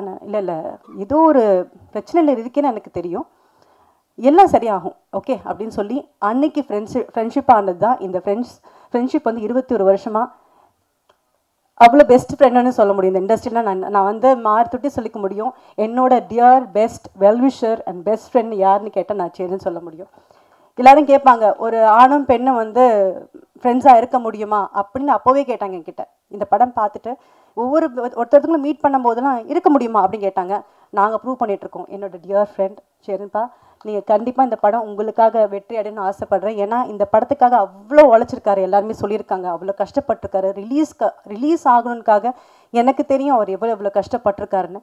அதை ரிலீஸ் பண்ணதுக்கப்புறம் அவருக்கு வந்து அந்த சந்தோஷம், அந்த வெற்றி அடைஞ்சதுக்கப்புறம் எங்கள் எல்லாருக்கும் வந்து அந்த வெற்றி அவருக்கு கிடச்சது தான் எங்களுக்கு சந்தோஷம் இருந்தது. ஏன்னா அவ்வளோ கஷ்டப்பட்டவர் அவர் இந்த படத்துக்காக. ஒவ்வொரு ஃப்ரேமும் ஒவ்வொரு விஷயமும் ஒரு கதாபாத்திரமும் நம்ம வந்து கனெக்ட் பண்ணக்கூடிய ஒரு விஷயமா இருந்தது. எனக்கு பிடிச்சமான ஒரு படம், நான் நடித்ததுலேயே எந்த படம் எனக்கு ரொம்ப பிடிக்கும்னு கேட்டிங்கன்னா ஆட்டோகிராஃப் சொல்வேன். கண்டிப்பாக ஒவ்வொரு பூக்களுமே சாங் நான் கண்டிப்பாக காமிக்கணும்னு ஆசைப்படுவேன். ஒரு சாங்கில் எனக்கு எவ்வளோ எக்ஸ்பிரஷன் சொல்லி கொடுத்துருக்காருன்னா அந்த எக்ஸ்பீரியன்ஸ் எனக்கு போதும். ஒரு இதில் வந்து அந்த மாதிரி வரும். அதில் வந்து அவர் ஏதோ யோசனையில் போகிறீங்க, யோசனையிலேருந்து நீங்கள் வெளியே வந்து அதுக்கப்புறம் நீங்கள் பாட ஆரம்பிக்கிறீங்க. இந்த விஷயம் வரையும் எனக்கு சொல்லி கொடுத்தவர். And I will always owe this to you செரப்பா. I really loved working with you. In fact இந்த செகண்ட் பார்ட் பண்ணணும்னு நினைக்கும் போதோ இல்லை பிரிவும் சந்திப்பும் பண்ணணும்னு நினைக்கும் போதோ நம்ம ஃப்ரெண்ட்ஸ் தானே, எப்படி ஹஸ்பண்ட் ஒய்ஃபும் நடிக்கிறது அப்படின்னு கேட்டார். அவருக்கு அந்த ஒரு டவுட் இருந்தது. பட் அதை மீறி ஒரு நல்ல படங்கள் நாங்கள் பண்ண முடிஞ்சது. அண்ட் கண்டிப்பாக இந்த ரீரிலீஸ் ஒரு பெரிய வெற்றி அடையும். எனக்கு எல்லாருமே வந்து இப்போ நிறைய லவ் வந்துருச்சு. ஜென்சி லவ் வந்து வித்தியாசமாக லவ் பண்ணுறாங்க. ஆனால் லவ்னா இதுதான் அப்படின்றத காமிச்சிருக்காரு. கண்டிப்பாக இது எல்லாருக்கும் பிடிக்கும் நம்பர் திருப்பியும். தேங்க்யூ. எல்லாருக்கும் சேரன் சாருக்கும் அவருக்குமான அனுபவம் சொன்னாங்க. நான் சினிமாவுக்கு நடிக்கணுங்கிற நம்பிக்கையில் ஏதோ பையன் தூக்கிட்டு வந்தாச்சு. அப்போல்லாம் லெட்ரு ஒன்று இருந்துச்சு. ஒரு லெட்ரு தான் என்னையும் அவரையும் கனெக்ட் பண்ணிச்சு. லோகநாதன் சித்தப்பா கொடுத்த ஒரு லெட்ரு. அவரை போய் பார்த்துட்டு அப்போ சொல்ல மறந்து முடிஞ்சிட்டு ஒரு போராட்டம் முடிஞ்சிட்டு உள்ளே போனார். உள்ளுக்குள்ள ஆஃபீஸ்க்கு தேடிட்டு அந்த லெட்டரை எடுத்துகிட்டு போய் பார்க்கும்போது பார்த்துட்டு சரி வாங்க அப்புறமா நான் படம் பண்ணும்போது கூப்பிட்றேன்னு சொன்னார். அதுக்கப்புறம் அங்கேருந்து தான் அதுக்கப்புறம் திருப்பவும் அவரை தேடி போய் லெட்டரை எடுத்துகிட்டு ஆஃபீஸ்க்கு என்ன பண்ணுவேன், ஃபோன் அடிச்சிருவேன் நான். லோகநாதன் சித்தப்பா இருக்கார், அவர் ஒரு லெட்டர் கொடுத்தாரு, அவருக்கு ஃபோன் பண்ணுங்கன்னு சொல்லி கனெக்ட் பண்ணோடனே சாமசிவன் யாரும் சொந்தக்காரங்க போல இருக்குது ஊர்லேருந்து ஃபோன் அடிக்கிறாரு சொல்லிட்டு நேரம் மேலே கனெக்ட் பண்ணிட்டு கொடுத்துருவாங்க. 2 தடவை 3 தடவை கனெக்ட் பண்ணோன்னே கூப்பிட்டு திட்டாரு, ஃபோன் பண்ணால் நேரம் வேலையில் இருக்கு எனக்கு கனெக்ட் பண்ணி விட்டுருக்காங்க. அதுக்கப்புறம் ஆஃபீஸ்க்கு திருப்பம் தேடி ஆட்டோகிராஃப் பண்ணுறாருன்னு கேள்விப்பட்டு திருப்பம் அப்போ பார்க்கும்போது சினிமாவில் வந்து அப்போது எனக்கு பெரிய அனுபவம் இல்லை, எப்படி ஃபோட்டோ எடுக்கணும்னு தெரியாது, எதுவுமே தெரியாது. சும்மா ஒரு ஃபோட்டோ எடுத்துகிட்டு வேலை பார்த்துட்டு ஒரு ஜிம்மில் வேலை பார்ப்போம், சண்டே ஒரு ½ டே இருக்கும், ஃபோட்டோ எடுத்துகிட்டு போவோம். அப்போது ஒரு ஃபோட்டோ ஆல்பம் பார்த்துட்டு நானும் என்னோடய ஃப்ரெண்டு ஷபீர்னு சொல்லிட்டு 2 பேரும் போனோம். பார்த்துட்டு அப்படியே பொறுமையாக பார்த்தாரு. அந்த இடத்துல பார்த்துட்டு ஒரு கேள்வி கேட்டார், இந்த ஃபோட்டோவில் இருக்கிறது யார், இது யார்? அவன் ஃப்ரெண்டு அவனதும் பார்த்துட்டு இந்த 3 உடம்பு நான் ஒரு பாடியில் 2-3 சேஞ்சஸ் பண்ணி வச்சுருந்தேன். அப்போ 6 பேக் வச்சுருந்தேன். அதுக்கப்புறம் ட்ரெயினராக இருக்கும்போது இன்னொரு கொஞ்சம் வெயிட் போட்டு அப்படிலாம் இருந்து இதெல்லாம் எப்படி பண்ணுறீங்க அப்படின்னு கேட்டார். இது பண்ணலாம் சார், ஒர்க் அவுட் பண்ணலாம். நீங்கள் யார் என்ன பண்ணுறீங்க அப்படின்னு கேட்டார். நான் அந்த ஃபிட்னஸ் ட்ரெயினராக இருக்கேன் சார் அப்படின்னு சொன்னோடனே அப்படியா சரி நாளைக்கு காலையில் வந்து என்ன பாருங்கள் அப்படின்னு சொல்லிட்டு மேலே கொடுத்துட்டு போயிட்டார். அப்போது போய் உட்கார்ந்ததுக்கப்புறம் ஒரு படம் பண்ணுறேன், இந்த மாதிரி செய்ய முடியுமா? ஏன்னா அதுக்கு முன்னாடி வந்து கமல் சார் தான் ஒரு படத்துக்கு வந்து ஒரு கேரக்டருக்கு உருமாற்றிக்கிறது, உடம்பை வந்து வருத்திக்கிறது, டயட் இருக்கிறது, இதெல்லாம் வந்து ரொம்ப ஈடுபாடோடு செய்கிறது வந்து அப்போ கமல் சார் தான் ரொம்ப பர்ஃபெக்ஷனாக பண்ணிகிட்டு இருக்க ஒரு காலகட்டம் 20 வருஷத்துக்கு முன்னாடி. அப்புறமா விக்ரம் சார் பண்ணிகிட்டு இருந்தார். இவர் அதை வந்து டெடிக்கேட்டடாக சொல்லும்போது நடிக்க தான் வாய்ப்பு கிடைக்கல. சரி எப்படியாவது வந்து வண்டியில் ஏறிடுவோம் அப்படின்னு சொல்லிட்டு நான் உள்ளே போனேன்னு நடிக்க தான் கூப்பிட்றாங்கன்னு நினச்சிட்டு நான் போனவுடனே உட்காருங்கன்னு சொல்லிட்டு இதெல்லாம் சொல்லார். கூடவே ட்ராவல் பண்ணணும், இதெல்லாம் செய்ய முடியுமான்னு சொல்லிட்டு பண்ணலாம் சார்ன்னு சொல்லிட்டு அன்னைக்கு ஆரம்பித்த அவருடைய பயணம். ஒரு ஆக்டராக வந்து அதுக்கு முன்னாடி அவருடைய படங்கள் பார்த்து தான் நானும் பாரதி கண்ணம்மா அந்த மாதிரி படங்கள், பொக்கிஷம், பொற்காலம், நிறைய படங்கள் அவர் எடுத்திருக்காரு. அந்த டைமில் அவரோட டெடிக்கேஷன் பார்த்து எனக்கு ரொம்ப ஆச்சரியமாக இருந்தது. ஏன்னா தூரத்துலேருந்து தான் பார்த்துருக்கேன். அவர் யார் என்னென்னா தெரியாது. எக்ஸசைஸ் பண்ணுவோம், ட்ரெயின் பண்ணும்போது அவர்கிட்ட அந்த ஸ்டூடெண்ட் பிஹேவியர் இருக்கும். வந்தால் கரெக்ட் டைமுக்கு அங்கே ரெடியாக இருப்பார், ட்ரெஸ்ஸை மாற்றிட்டு வந்து நின்னாருன்னா. எனக்கு ரொம்ப அட்மையர் பண்ண விஷயம் என்னென்னா மெமரி வந்து ஜாஸ்தி இருக்கிறதா நான் கிளாஸ் நிறையா பேர் எடுத்திருக்கேன். பட் அவருக்கு பார்க்கும்போது ரொம்ப அட்மையர் பண்ண விஷயம் ஏன்னா எப்படி ஒரு படைப்பை எடுக்கிறாங்கங்கிறது எனக்கு அங்கேருந்து தான் கொஞ்சம் கொஞ்சமாக சினிமா கற்றுக்கிட்டது வந்து தூரத்துலேருந்து கற்றுக்கிட்டது அவர்கிட்ட தான். மெமரி ஜாஸ்தி. நான் வேணும்னா என்ன பண்ணுவேன், அவருக்கு டஃப்பாக கொடுப்பேன். கொஞ்சம் நான் செய்கிறதெல்லாம் அவர் செய்கிறாரா வச்சு பார்க்கணுங்கிறது எனக்கும் அமீர் சாரையும் வச்சு செஞ்சுருக்கேன், அவரையும் செய்வோம். வந்து 2 பேருமே வந்து பயங்கரம் அந்த அடமெண்ட் ஒன்று இருக்கும். அது எப்படி அது வர முடியாமல் போகும், அதை நம்ம செஞ்சு பார்க்கணும். ஸோ அந்த அளவுக்கு டெடிக்கேட்டடாக இங்கேருந்து சென்னை மட்டும் இல்லை கேரளாவுக்கு என்னை கூப்பிட்டு போய் அங்கே தனியாக ஒரு ரூம் கொடுத்து அங்கே எக்ஸசைஸ்க்கு தனியாக டைம் ஒதுக்கி டெடிக்கேட்டாக படம் முடிகிற வரைக்கும் பண்ணார். ஒரு நாள் எக்ஸசைஸ் முடிச்சுட்டு கீழே படுத்திருந்தார். முடிச்சுட்டு இந்த கதையெல்லாம் எனக்கு என்னென்னே தெரியாது. படுத்துக்கிட்டு நல்லா எனக்கு இன்னும் ஞாபகம் இருக்காது. அப்படி படுத்துக்கிட்டு நல்லா வேர்த்து ஸ்வெட் பண்ணிவிட்டு உங்களுக்கு இந்த கதை தெரியுமா அப்படின்னு கேட்டார். இல்லை சார் தெரியல, ஏதோ லவ் ப்ராஜெக்ட்னு எல்லாம் பேசிட்டாங்க அப்படின்னு கதை சொல்லி முடித்தார். உடனே சொன்னேன், சார் இந்த படம் ஹிட் ஆகிடும் சார் அப்படின்னு. ஏன் அப்படி சொன்னேன், எனக்கு லவ் ஃபெயிலியர் இருந்திருக்கு.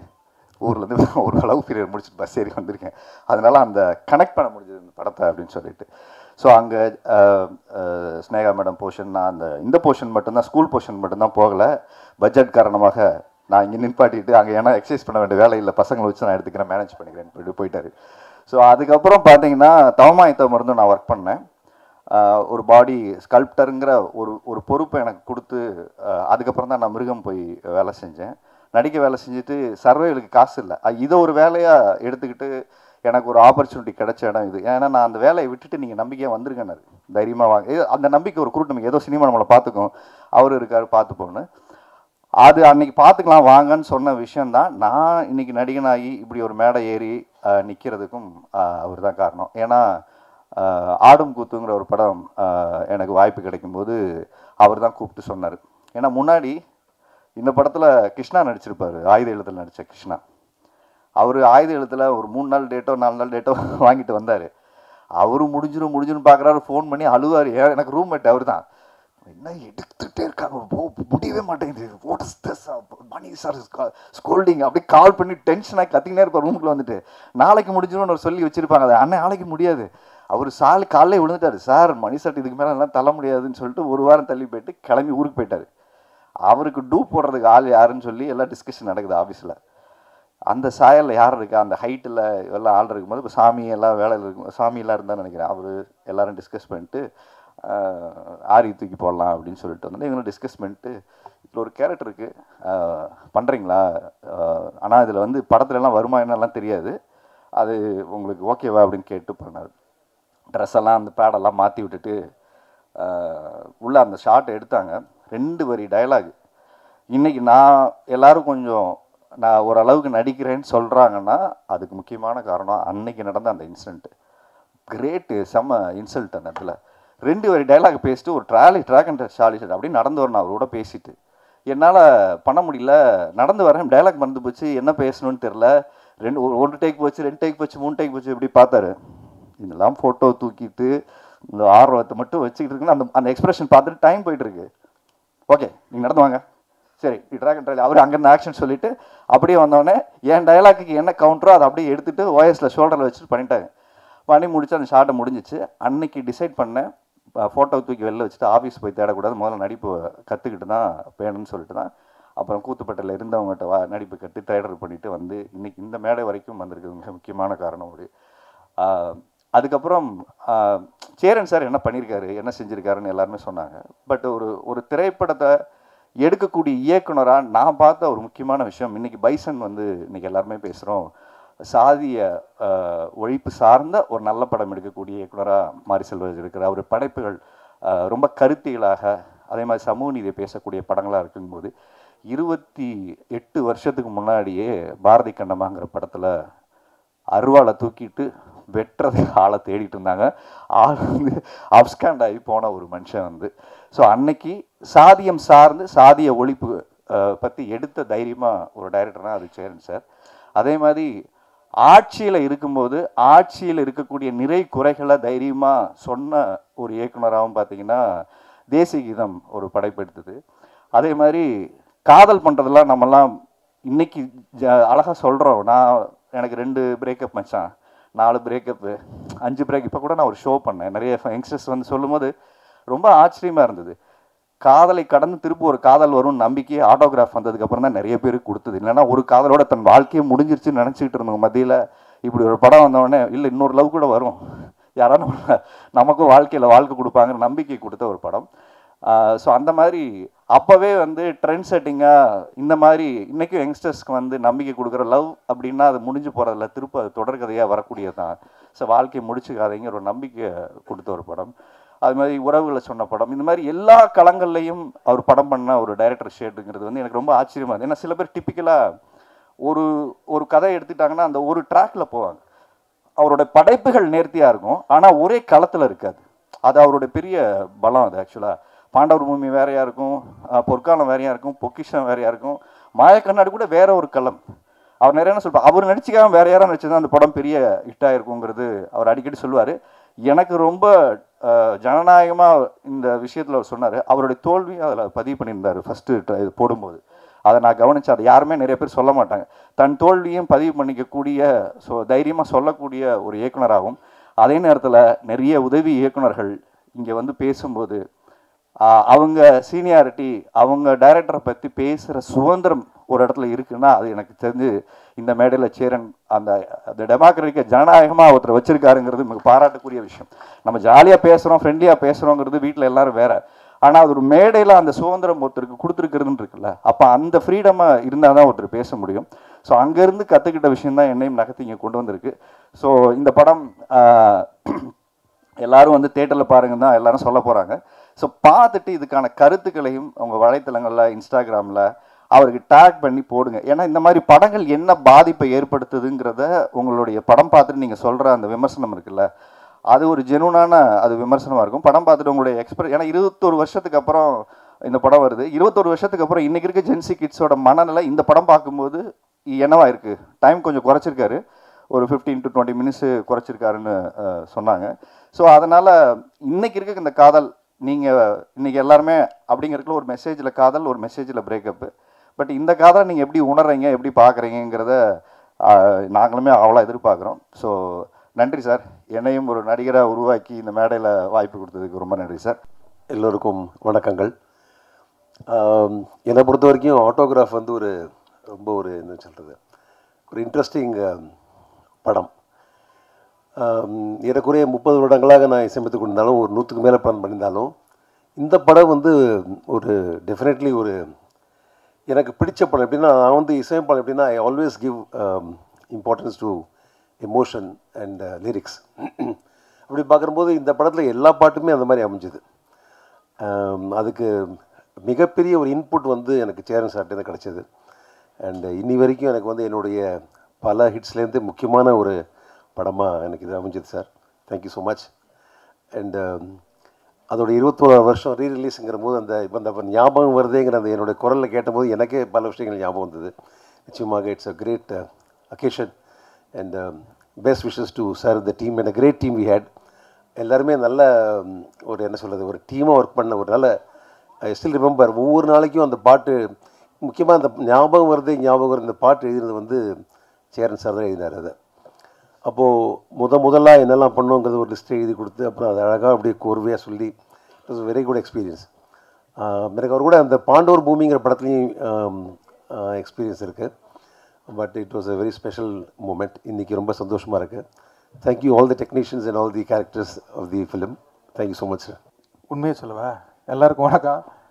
பாவம், இதுக்கு முன்னால் ஒரு படம் பார்த்தீங்க, இது முடிச்சுட்டு இன்னொரு ஆடியோ லான்ச் வேறு இருக்கா? பரவாயில்ல, ஆட்டோகிராஃபில் நாங்கள் பட்ட கஷ்டத்தை விட உங்களுக்கு கஷ்டம் கம்மி தான்.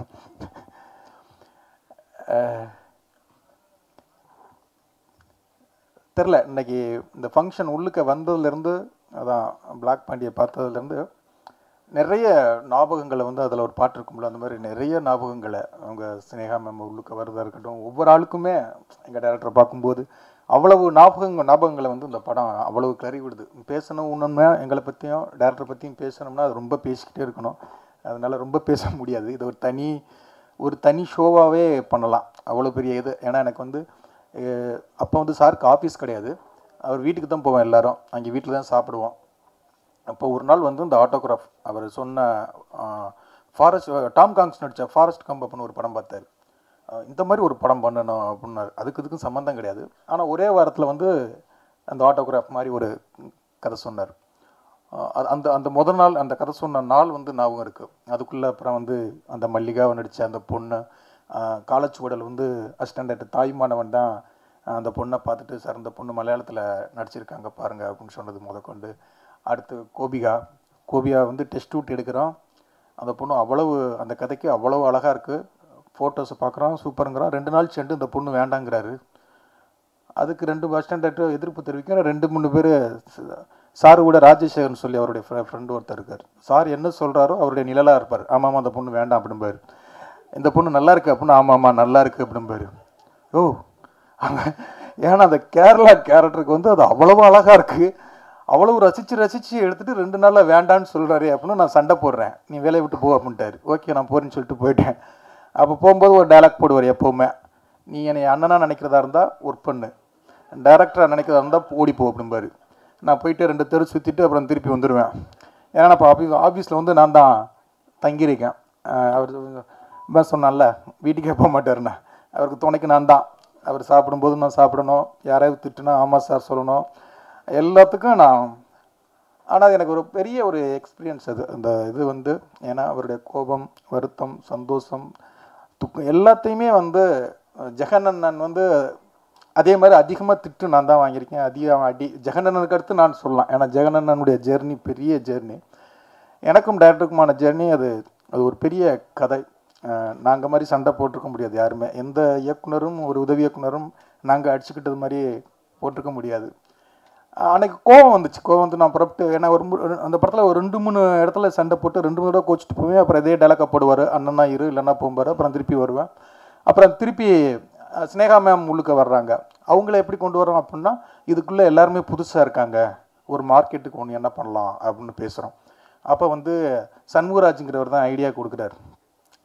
ஆட்டோகிராஃப்னு டைட்டில் வைக்கிறோம், ரெனால்ட்ஸ் பெண்ணுக்கிட்ட வந்து நம்ம வந்து இது வாங்கலாம், வாங்கினா ஸ்னேகா மேம்க்கு அந்த சம்பளத்தை கொடுக்கலாம். ஏன்னா அன்றைக்கி சம்பளம் வந்து ஒவ்வொரு ஆளுக்கும் கொடுக்குறது அவ்வளோ கஷ்டம், பயங்கரமான ஒரு கஷ்டத்துக்குள்ள வந்து அப்படி ஒரு படம் எடுக்கிறார், இந்த படத்தை எடுக்கிறார். ஏன்னா இந்த கதையை வந்து ராமகிருஷ்ணன் சொன்னது மாதிரி விஜய் சாருக்கு போச்சு, பிரபுதேவா சாருக்கு போச்சு, அரவிந்த் சாமி சார் வச்சு பேசினார், அப்புறம் ஸ்ரீகாந்த் அப்போ ரோஜா கூட்டம்னு ஒரு படம் வருது, அடுத்து அதை வச்சு பண்ணலாம் அப்படின்ட்டு யாராருக்கிட்டே அந்த கதையை எடுத்துக்கிட்டு போயிட்டே இருக்கார். அது அவர் விருப்பப்படவே இல்லை. இந்த படத்தை வந்து அவர் ஆட்டோகிராஃபில் அவர் நடிக்கணும் அப்படின்னா ஆட்டோகிராஃப் அவர் எடுத்துக்கிட்டு நடிகரா, அதுதான் உண்மை. ஏன்னா அவர் எல்லார்ட்டையும் சொல்ல போனார் அந்த கதையை. அவர் நடிக்க போகிறேன் அப்படின்னு சொல்லும்போது அதுக்கும் இந்த சேகர் சார் அப்புறம் நீங்கள் நடிக்காம வேறு யார் நடிக்கிறது அப்படின்ட்டாரு. நானும் சிம்புதவனும் ஐயோ யார் சார் பார்க்குறது அப்படின்ட்டான். அதுக்கும் முறைக்க ஃபஸ்ட்டு வந்து அவரை நடிக்கவே கூடாதுன்னு எதிர்ப்பு தெரிச்சது நானும் சிம்புதவன் மட்டும்தான். வேறு எல்லாருமே வந்து ஓகே ஓகேன்ட்டாங்க. அப்புறம் ராமகிருஷ்ணா அவன் லைட்டாக அங்கிட்டும் வருவான் இங்கிட்டும் வருவான், நல்லா இருக்கு அப்படின்பா, அப்புறம் சூப்பராக இருக்கும், அப்புறம் யாருமே நடிக்கலாம், அப்புறம் நம்ம நடிச்சிட வேண்டியதுதான் அப்படின்னோம். அதில் வேற எங்கள் மேலே கோபம், படம் ஓடினதுக்கு அப்புறம் எங்களை பார்க்குறாரு, நீ தானடா நடிக்க வேண்டாம்னு சொன்னவன் அப்படின்னு சொல்லி. அந்த மாதிரி ஒவ்வொரு எக்ஸ்பீரியன்ஸுமே வந்து செம்மையாக இருக்கும். அப்புறம் ஸ்னேகா மேம் வந்தாங்க. ஸ்னேகா மேமுக்கும் எனக்கும் அவங்க டிரைவர் மூலமாக இது சொல்லணுமே, உங்களுக்கு ஞாபகம் இல்லை, அதுதான் ஞாபகப்படுத்துகிறோம். பயங்கரமாக நான் ஆட்டோகிராஃபை விட்டு வெளில போனதுக்கு ஸ்னேகா மேம் தான் காரணம். போய் மறுநாளே தங்கர் பச்சன் சார்கிட்ட போயிட்டேன். அங்கே தென்றல்னு ஒரு ஷூட்டிங் நடந்துகிட்டு இருந்தது. அவர் என்னென்னா சண்டைனா அவங்க காரணம் கிடையாது, அவங்க டிரைவர் வந்து ஒரு நடுவில் ஒரு வேலை பார்த்துட்டாப்புல. அப்புறம் வந்து நான் என்னென்னா நான் ஆர்ட் டிபார்ட்மெண்ட்டை பார்த்துக்கிறேன், எங்கள் டேரக்டர் பயங்கர கஷ்டப்பட்டு எடுத்துக்கிட்டு இருக்காரு. அதனால என்ன பண்ணுவேன், சிலிண்டர் வேணும், பாத்திரங்கள் வேணும், என்ன வேணும்னாலும் வீட்டில் கிடக்கிறது பரணியில் அவங்க வீட்டில் அள்ளி வச்சுருப்பாங்களே அக்கா ராணி அக்கா வச்சுருக்கலாம், எடுத்தாந்து நான் அதை ரெடி பண்ணி அவ்வளோ கஷ்டப்பட்டு அந்த ஆர்ட் டிபார்ட்மெண்ட்டுக்கு ரெடி பண்ணிக்கிட்டு இருப்போம். ஆர்ட் டேரக்டரோட சண்டை வரும், ஆர்ட் டேரக்டர் கோச்சிட்டு போயிட்டாருன்னா அந்த வேலையை நான் தான் பார்க்கணும். மணிரா சார் இடையில அவரை கோச்சிட்டு போயிட்டாரு, அந்த இடத்துல நான் பார்க்கணும். எல்லாமே நானே பார்த்துக்கிட்டு இருக்கேன், என்னையே போய் அவங்க ஸ்னேகாவுக்கு அசிங்கப்பட்டுட்டாரு அப்படின்னு சொல்லிட்டு நான் பேக்கை தூக்கிட்டு போயிட்டேன். நீ போய் என்ன பண்ணுற, உன்னை பார்த்தா ஸ்னேகா மேம்க்கு வந்து கோபம் வரும், மூஞ்சி ஒரு மாதிரி ரியாக்ஷன்லாம் மாறும், அது என் படத்துக்கு பாதிக்கும், நீ போய் ஆஃபீஸில் இருறா அப்படின்ட்டாரு. எனக்கு பயங்கரது, இந்த படத்துக்கு நான் இவ்வளவு கஷ்டப்பட்டு நான் இருக்கக்கூடாது, அந்த படத்துல இனிமேல் இருக்கவே மாட்டேன் அப்படின்னு சொல்லிட்டு நான் பேக்கை தூக்கிட்டு போயிட்டேன். திருப்பி வந்தால் அவர் டைலாக் போடுவார், அண்ணனாக இருந்தால் அண்ணன் நினச்சா நீங்கள் இரு, டேரக்டர் நினச்சா போடாண்டுவார். நான் அதுக்குள்ளே போயிடுறேன், நான் டேரக்டரை தான் நினச்சி உங்களை அப்படின்னு சொல்லிட்டு போயிட்டேன். ஆனால் உண்மையில் இந்த படத்தில் மிஸ் அந்த படத்தில் ஒர்க் பண்ணாலும் இந்த படத்தை நான் ரொம்ப மிஸ் பண்ணேன். ஏன்னா ஒவ்வொரு சீனும் அப்போ அந்த படத்தில் ஒர்க் பண்ணிக்கிட்டு இருக்கும்போது ஒரு ப்ரொடியூசர் இந்த படம் ரிலீஸ் ஆக போகுது, அவர் படங்கள்லாம் வாங்கி ரிலீஸ் பண்ணுவார். ஆட்டோகிராஃப் நீ ஒர்க் பண்ணிடலாமா, எப்படி வருது அப்படின்னாரு. சார் இந்த படம் கன்ஃபார்மாக ஓடும் சார், சூப்பர் ஹிட் ஆகும் சார், இந்த படத்தை வாங்க அப்படின்னா. அவர் சொன்னார், ஏமா சேர மூஞ்சி இல்லாமல் ஆடியன்ஸாக வந்து பார்ப்பாங்க, தேட்டருக்கு வருவாங்க அப்படின்னு சொன்னார். அப்புறம் அதே ப்ரொடியூசர் தான் வந்து இந்த படத்தை வந்து ஒரே செக்கு ஒரு பெரிய அமௌண்ட் கொடுத்து சேட்டலைட் வாங்கிட்டு போனார். உங்களுக்கு யாருன்னு தெரியும்னு நினைக்கிறேன். அவர் நான் அவ்வளவு சொன்னேன், அவ்வளவு அசிங்கங்கள், அவ்வளவு கஷ்டங்கள், அவ்வளவு வருத்தங்கள் பட்டாலும் ஒரு படம் நேர்மையாக உண்மையாக இருந்தால் அது ஜெயிக்க முடியும் அப்படிங்கிறது தான் ஆட்டோகிராஃப் இன்னைக்கு எல்லாருமே சேர்ந்ததுக்கு வந்து. ஏன்னா அன்னைக்கு அங்கே டேரக்டர் பட்ட கஷ்டம்தான் இன்னைக்கும் நாலாம் தயாரிப்பாளராகிறதுக்கு ஒரு மெரினாங்கிற ஒரு படம் எடுக்கிறதுக்கெலாம் ஒரு பெரிய உதவியாக இருந்தது. நீங்கள் இப்போ என் அசிஸ்டண்ட்டை நான் என்னை அங்கே உட்கார வச்சுட்டு இங்கே பேச வச்சா என்னை கிளின்னு கிளிப்பாங்க. ஏன்னா ஒரு டைரக்டருக்கும் ஒரு அசிஸ்டண்ட்டுக்குமான ஒரு உறவு அதுதான். ஏன்னா நான் டைரக்டராக ஆகும்போது தான் டைரக்டராக இருக்கிறது அதோடைய வேல்யூ எவ்வளோ பெரிய கஷ்டம், அது எவ்வளோ பெரிய டென்ஷனை கொடுக்கும், அது எவ்வளோ பெரிய பொறுப்பில் இருக்கும், நம்மளை நம்பி போடுற ப்ரொடியூசருக்காக நம்ம எவ்வளோ ப்ரெஷரில் இருப்போம் அப்படிங்கிறத நான் டைரக்டர் ஆகும்போது தான், அவர் திட்டி வருத்தப்பட்டு இதனதெல்லாம் நான் டைரக்டர் ஆகும்போது தான் அடடா நம்ம டைரக்டர் எவ்வளோ திட்டி இருக்கும் அப்படின்னு வருத்தப்பட்ட நாட்கள் நிறைய நாட்கள் சார். இன்றைக்கி என் அசிஸ்டண்ட்டுகள் என்னை திட்டிக்கிட்டு இருப்பாங்க, அவங்களும் கண்டிப்பாக டைரக்டர் ஆகும்போது அது நம்மளுடைய அந்த இது புரியும். நான் உண்மையிலே உங்கள்கிட்ட நிறைய கற்றுக்கிட்டேன், நிறைய இன்றைக்கும் உங்களுடைய பாதிப்பு எனக்கு நிறைய இருக்கும்.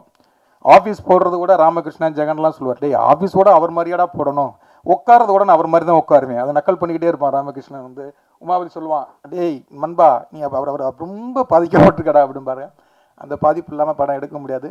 உண்மையிலே இந்த படம் வந்து ஜெகன்னா, உமாபதி, தாய்மானவன், சிம்புதேவன், ராமகிருஷ்ணன், ஜெகதீஷு நிறைய எங்களுக்கு ஒரு சொந்தங்களை கொடுத்தது. இன்றைக்கி நாங்கள் சேர்ந்து இதுவாக இருக்கிறதுக்கு இந்த படம் வந்து ரொம்ப ரொம்ப முக்கியம். எங்களுக்கு பெரிய விசிட்டிங் கார்டு இது. இந்த படத்தை பற்றி பேசணும்னா நிறைய பேசலாம். அந்த பரத்வாஜ் சார் சாங்கு அந்த பாட்டு வந்து ஃபஸ்ட்டு வந்து எல்லாரும் அவங்க ஸ்னேகா மேம் போட்டிருப்போம்ல, அந்த ஒவ்வொரு பூக்களுமே சொல்கிறது அப்படிங்கிற பாட்டு வந்து ஃபஸ்ட்டு வந்து அவர் வந்து ஒரு ஃபிலிம் டைரக்டராக இருப்பார். வண்ணத்து பூச்சிகளால் கண் விழிக்க, வாய்க்காலோடு மீனோடு நான் குளிக்க அப்படின்னு வரும். அவ்வளவு மாற்றங்கள் இந்த படத்தில் பற்றி பேசலாம். அது கண்டிப்பாக அந்த படம் இன்றைக்கி உள்ள ஆடியன்ஸ் கண்டிப்பாக அதை கொண்டாடுவாங்க. இதுக்கு ஒரு பெரிய சக்ஸஸ் மீட்டு கண்டிப்பாக எங்கள் டேரக்டர் வைப்பார். அந்த சக்ஸஸ் மீட்டில் இன்னும் நிறைய பேசுவோங்கிற நம்பிக்கை எனக்கு இருக்குது. வாழ்த்துக்கள். நன்றி. எல்லாருக்கும் வணக்கம். எங்கேருந்து தொடங்குறதுன்னு தெரில, ஏன்னா எல்லாருமே அரை மணி நேரம் பேசிட்டாங்க. இப்போ இருக்கிறதே 10 நிமிஷத்தில் மீட்டிங்கை முடிக்கணும். நன்றி வணக்கம்னு சொல்லிடலாம். ஆனால் ரொம்ப முக்கியமான ஒரு மேடை, ஒரு 2 மணித்துளிகள் மட்டும் நான் எடுத்துக்கிறேன்.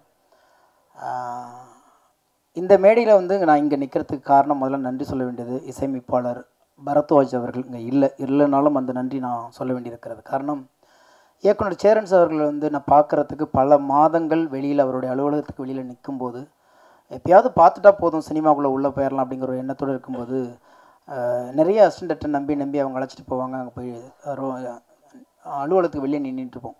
நான் பார்த்துட்டேன், கூப்பிடுவார் அப்படின்லாம் சொன்னாங்க. அப்படி ஒரு பல வருஷத்தை நான் இழந்திருக்கேன் அதில். ஆனால் அது எல்லாமே ஏமாற்று வேலைங்கும்போது இவரை பார்த்ததுக்கப்புறம் தான் தெரிஞ்சிச்சு. அவரை காமிக்கிறேன் அப்படின்னு சொல்லிட்டு ஏதாவது கேட்பாங்க, எங்கேயாச்சும் அழைச்சிட்டு போக சொல்லுவாங்க பைக்கில், அப்படிலாம் நிறைய சுற்றிருக்கேன். அதெல்லாம் பெரும் கதை, அது வேண்டாம். எதுக்கு சொல்லணும்னா, அப்போ பரத்வாஜ் சார்கிட்ட தான் நான் போயிட்டு பாடல் டியூனுக்கு எழுதுறதுக்காண்டி எப்போதுமே காலைல கிளம்பி ஆஃபீஸ் ஒர்க் மாதிரி வேலைக்கு அவர் வீட்டுக்கு போயிடுவேன். எந்த படம் பண்ணாலும் என்ன டியூன் பண்ணாலும் எல்லாத்துலையும் நான் டம்மி வார்த்தை எழுதிட்டு உட்காந்துட்டே இருப்பேன். எதுக்குமே சலிக்க மாட்டேன், எந்த வேலையும் கிடையாது. காலைல இதை எடுப்பேன், ஹெல்மெட்டு போடுவேன், இன் பண்ணுவேன், பைக்கில் போவேன், வீட்டில் உட்காருவேன். மத்தியானம் அவர் கொஞ்சம் தயிர் சாதம் கொடுப்பாரு, அவர் டியூன் பண்ண எழுதுறது தான் எனக்கு வேலை. அப்படி நாங்கள் வந்து அந்த தொடர்பு இருந்துச்சு. அப்படி இருக்கும் பொழுது ரகுமான் சாருடைய சசி ஸ்டுடியோன்னு ஒரு ஸ்டுடியோ, அப்போ உட்காந்து நாங்கள் டியூன் பண்ணிகிட்டு இருக்கும்போது தான் சேரன் சார் உள்ளே வர்றாரு. முதல் சந்திப்பு. அவர்கிட்ட அறிமுகப்படுத்துகிறாரு. சார், இவர் வைரமுத்துக்கிட்ட இருந்தவர் சார், புதுசாக பாட்டு எழுத ட்ரை பண்ணிட்டு இருக்காரு சார், ஒரு பாட்டு கொடுக்க முடியுமா அப்படின்னாரு.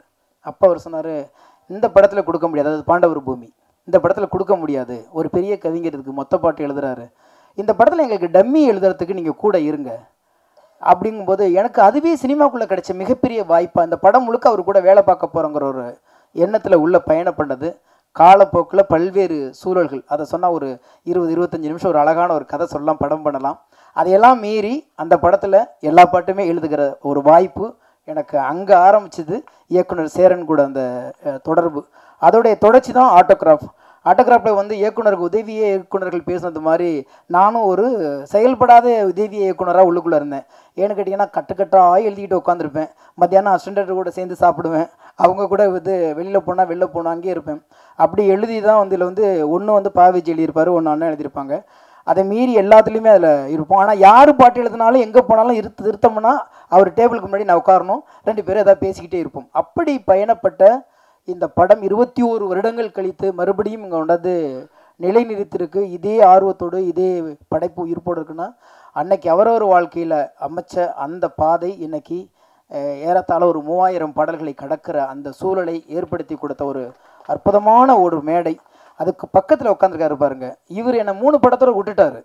ஆனால் அவர் முதல் படத்துலேருந்து இந்த நிமிஷம் வரைக்கும் என்னை கைப்பிடிச்சு அழைச்சிட்டு போகிற அமீர் சாரோடைய எல்லா படத்துலேயும் எல்லா படைப்புகளையும் நான் இருந்துக்கிட்டு இருக்கும்போது பார்த்தீங்கன்னா, ஒரு காலகட்டத்துக்கு அப்புறம் என் ஊர் தஞ்சாவூருங்கிறத மறந்துட்டே மதுரைக்காரன் ஆக்கிட்டாங்க. ஏன்னா இவங்க 2 பேர்த்து கூட சேர்ந்த அந்த இவங்க 2 பேரும் என்னுடைய சினிமாவில் மிகப்பெரிய பலம்.